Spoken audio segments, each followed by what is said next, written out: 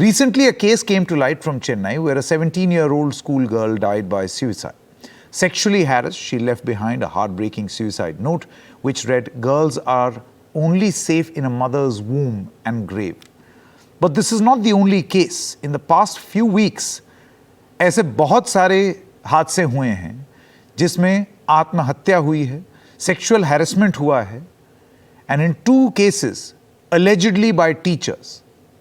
देखिए ये report.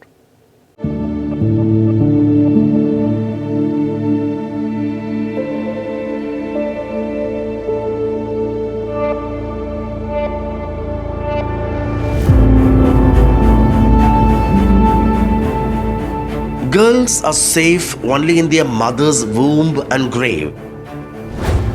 These were the last words Geeta wrote down on a piece of paper. Physically assaulted and sexually abused, she chose to take her life, leaving behind a suicide note pleading for justice. Shattered beyond belief, Geeta's family is determined to bring the guilty to book.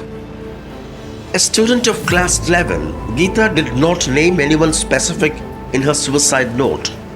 Police say her letters suggest abuse by 3 people: a teacher's son, a relative, and an old student of the school she was in.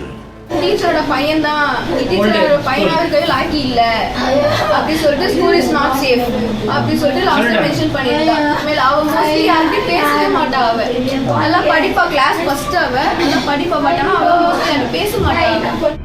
Chennai police have arrested her former schoolmate under provisions of the Protection of Children from Sexual Offences or POCSO Act. Geeta had allegedly met him on Instagram. Police claim they were in a relationship for 8 months, but things went awry when he started assaulting her sexually.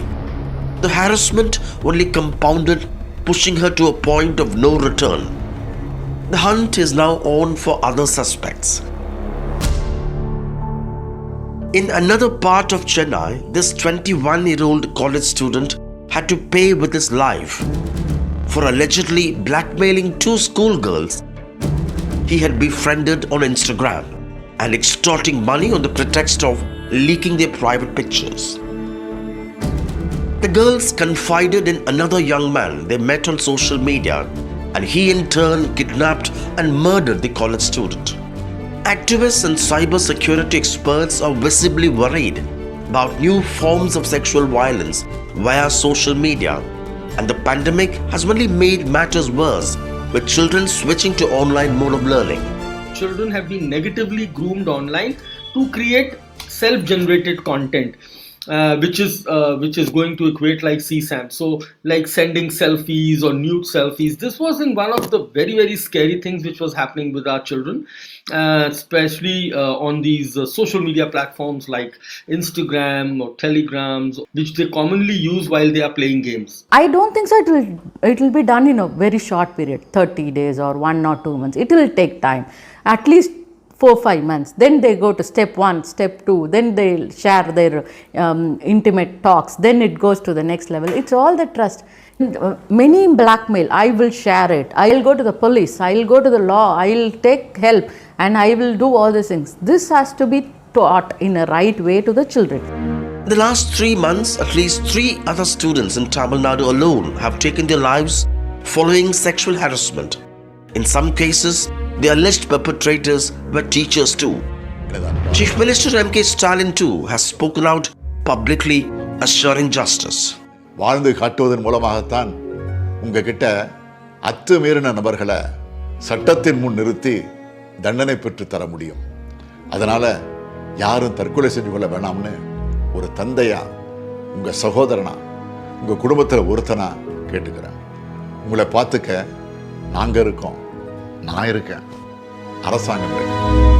With cases of child sexual abuse and rape coming to light from across the country, Geeta's poignant note is another grim reminder of how vulnerable our children are to sexual abuse and exploitation.